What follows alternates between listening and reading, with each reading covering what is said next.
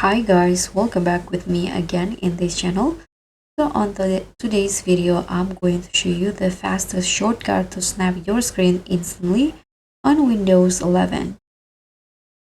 So with this quick trick, you'll learn how you can capture your screen in just seconds, no third-party apps required. So what you need to do is just use this shortcut on your keyboard. I'm going to show you the shortcut.